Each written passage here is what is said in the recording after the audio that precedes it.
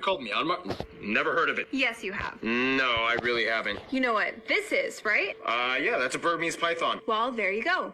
Burmese. Well, that's Burma. Yeah. But Myanmar. Is Burma. It's... Oh.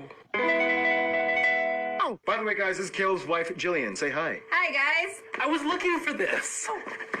Hey everybody, I'm your host Barbs. Welcome to Southeast Asia's tenacious older sister. She likes to do what she wants and don't tell her to change anything, unless if it's her name, then she's totally down. Over the years, Myanmar has gone through quite a few interesting chapters, and it all begins in the humid rainforests of the Irrawaddy River. Let's begin.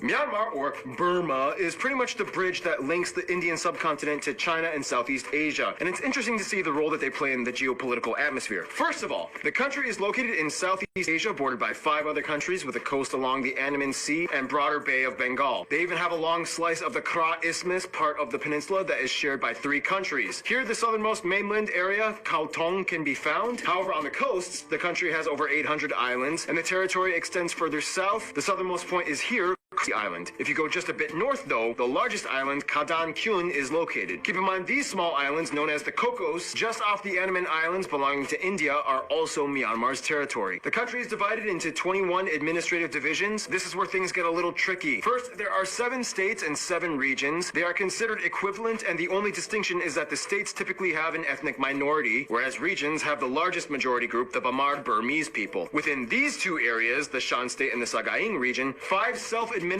zones and 1 self-administered division exist. These are kind of strange areas that are led by a chairman nominated by the armed forces. It's kind of confusing. Finally, the newly moved and constructed capital of Naypyidaw, the 3rd largest city in the country, acts as its own union territory. The largest city is actually Yangon in the south, which was the capital for the longest time. It even holds the largest international airport, Yangon International, as well as the largest seaport, the Myanmar Port Authority. Otherwise, the 2nd largest city is Mandalay up north, which was also the last royal capital, and the 2nd busiest airport as well lies here, Mandalay International. Whew! Apart from all that, Myanmar actually has a pretty well interconnected rail system that goes to virtually every corner of the country. The vast majority of the people live along the Irrawaddy River and river delta that flows into the ocean to the south where Yangon lies. Fun fact, the capital, Naypyidaw, which means the abode of the king, is actually a young planned city. And it's funny because there's no official reason as to why the city was built. Some people might say things like, oh, it was built further up north to centralize the seat of legislation and give stability to all states and regions. Nah, we built it to avoid cyclones. Come on, safety first, you know? No, Yangon was too crowded, and they just told a bunch of people to get out and move there. Actually, it was a passion project by this guy, and he used a series of lucky numbers and fortune tellers to determine the area it should be built on. well, either way, at over 4,800 square kilometers in size, it's huge, but in return, it has a pretty low population density, and it has this eerie-looking empty 20-lane highway. And speaking of places that stick out in Myanmar, some spots of interest you might want to check out if you visit might include the Inwa Ruins, the Pagoda of Holy Snakes, the 2nd largest bell in the world, this large reclining Buddha, the Shwananda Kyung Temple, Yang Ohak Jungle Temple Village, this temple in Mandalay, the world's largest book carved in stones, Bogyoke Market, Taochan War Cemetery, the Independence Monument, the Golden Rock, Shwegadon Pagoda, and probably the most famous landmark, the ancient city of Bagan with over 2,200 temples. You can even ride hot air balloons and observe it from above. Absolutely breathtaking. Of course, one reason why they are so breathtaking is because the buildings are surrounded by lush vegetation all over the country. Now, in the best way I can put it, if you look at Myanmar's layout physically, it kind of looks like a spilling bowl. Let me explain. The country is basically surrounded on all sides from their neighbors by various mountain chains.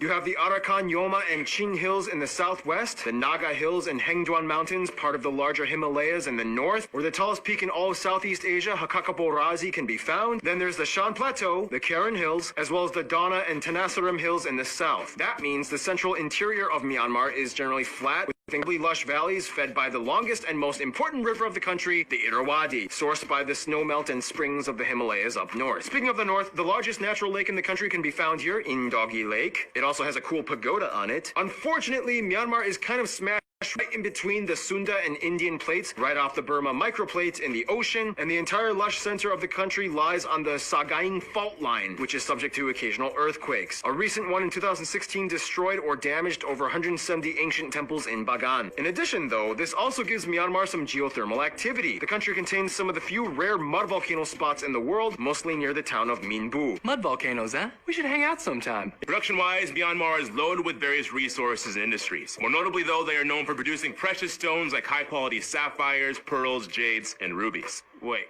don't they have a pagoda made out of jade? Yes, they do. Dope. And the country alone supplies about 90% of the world's rubies, mostly found in high concentrated deposits around the north area of Mandalay. The country has an incredibly diverse flora and fauna, over 300 mammals, including the famous Burmese white elephant, 100 bird species, including the national bird, the peacock, and 300 species of reptile. One interesting side note, Myanmar is part of the broader region known as the Golden Triangle. In a nutshell, this is basically the largest drug production region of Southeast Asia. Most of it lies in the Shan state. To this day, Myanmar is actually the largest producer of methamphetamines in the world, used for both medicine and illegal recreation. In addition, they are also the second largest producer of opium after Afghanistan.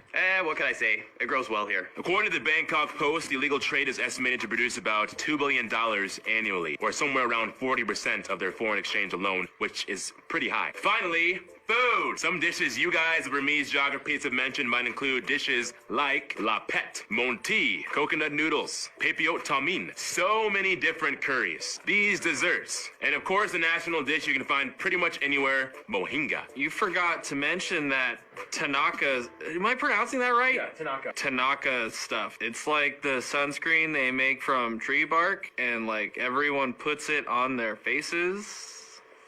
Yep, that too. Dope. And that's just one of the many cultural traits you'll find here, which brings us to...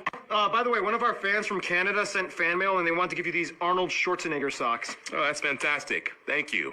I'll be back. Now, Myanmar's people are honestly some of the most fascinating in the world because there's over 130 ethnic groups in the country. Each one kind of retains some kind of unique trait untouched by contemporary values. First of all, the country has somewhere around 56 million people and has one of the lowest energy consumption rates per capita in all of Asia. Out of the many ethnic groups, the largest ones are the Burman or Bamar at about 68%. Next are the Shan at about 9%, the Karen at about 7%, the Rakhine at about 4%, and the rest are made up of the remaining 130 groups with a noticeable Chinese and Indian community. For their currency, they use the chat. Yes, in Burmese romanization, KY makes a ch sound. They use the type C, D, F, and G plug outlets, and surprisingly, even though they're a former British colony and some of their neighbors like India and Thailand drive on the left side, they actually drive on the right side of the road, but it's weird because most of their cars still have right-hand side steering. Now, before we go forward, let's clear something up. What is the title you give someone from Myanmar? Why, thank you for asking, Ken. Most people from Myanmar are Burmese, which is just another name for the Bamar majority people group. This is also why the country was called Burma in the past. However, not everybody in the country is Burmese ethnically, so if you meet somebody from Myanmar that is not Burmese, you can call them by whatever group they belong to, like the Karen or the Shan, or if you really want to play it safe, the general title for anybody from Myanmar is Myanmar. But wait, then what is the language they speak in Myanmar? Wow, you have such inquisitive pep today, Ken. Thank you for asking as well. They speak the language of the majority group Burmese. The Burmese language is a unique tongue unrelated to any of their neighbors. Linguists say that maybe it's a distant cousin of Tibetan, but for now it's kind of its own thing. And it's written in a strange, weird script that looks like alien bubbles. You could stare at it for hours.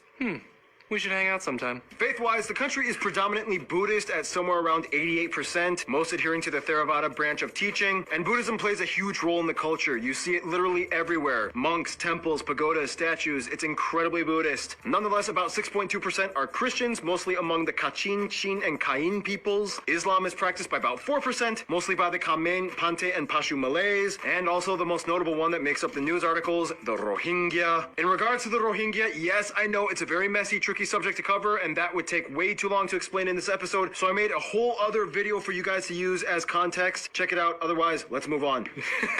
Came prepared for this one. Yes, I did. Otherwise, Myanmar kind of has a long history of keeping things to themselves and maintaining their own way of life, minimizing outside influence. I mean, they are one of the only 3 countries that doesn't completely, at least, use the metric system. Yeah, we're still in it together, guys. Woo! Today, they still use the traditional Burmese measuring units in many parts of the country, which are hard to explain explain. For example, a lan is 6 feet long, a ngase ta is 1.8 pounds, a la mu is 2.7 fluid ounces, and so on. And in 2013, the country's Minister of Commerce announced that they would prepare the country to adopt the metric system over time. It's like... I think you're going. Oh, no, you're coming over here.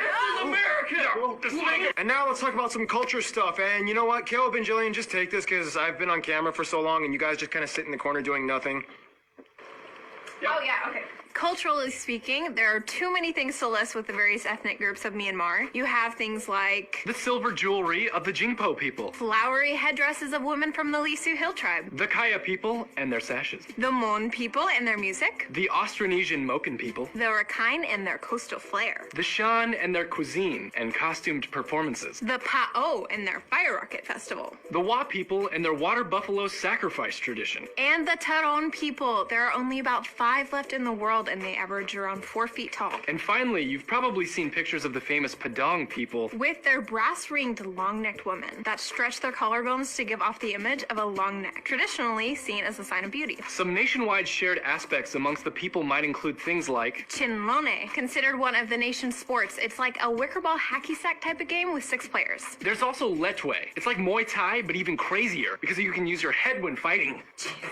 Many people wear their traditional long yi on a daily basis. It can be folded and used in many ways like pants or even an umbrella. Today, the nation is a unitary, parliamentary, constitutional republic. 2011 was a big year for political restructuring. However, the military-backed party still holds a high level of power to this day, making things a little bit complicated. Historically, though, there were many kingdoms and royal Burmese households. Although the royal throne was abolished in 1885, the descendants of the throne are still alive today and known as monarch pretenders. Today, this guy is the head of the royal house of Kongbong, currently the heir to the throne of Burma. Even though it doesn't matter and really does nothing for the country.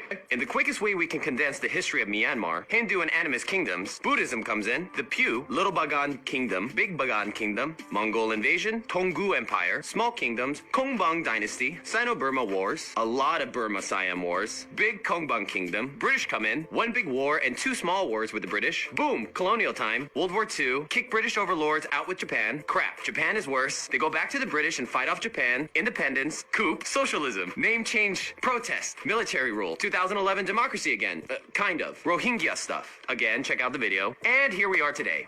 Some notable people either from Myanmar or Burmese Myanmar descent might include people like these kings, Bokyoke Aung San, Neto, these artists, Suk Bahadur, this actress, Aung La Aung San, Sasai Kamleng, and of course, everyone has now heard of Aung San Suu Kyi. People with known Burmese heritage abroad include celebrities like Bollywood actress Helen, Peter Badakan, Jamie Cullum, Zuleika Robinson, Morisaki Win, Wendy Lawyun, and Richard Beckinsale was also quarter Burmese. In conclusion, Myanmar is a place where Buddhism and beauty meet earthquakes and conflict, vibrant colors, sounds, taste, but with a slight stressful twitch in their eye. Hey everybody, welcome back to Flag/Fan Friday. Hope you liked the Myanmar episode. So as you know, this is the part where I either fix some of the mistakes that were in the video or I talk about stuff that didn't quite make it into the video. We meant to say that there's over 1,000 types of bird in Myanmar, not just 100. Although technically we did get it right because there are over 100, but still, we should have said 1,000. And a lot of you guys said that you wanted us to mention this guy, former UN General Secretary U Thant. He was the first non-European to hold the title. And funny thing is, he actually was supposed to be in the video, but we had to cut it out because of timing. And we were going to use him as an example to show that in Myanmar, people don't have last names or patronyms. Also, it is very common for people in Myanmar to lack surnames or patronyms. For example, former UN Secretary General U Thant, his name is just Tant. The U is just a title for Mr. So people are really calling him Mr. Tant. I also wanted to mention how this thing, a mythical creature called a chinthe,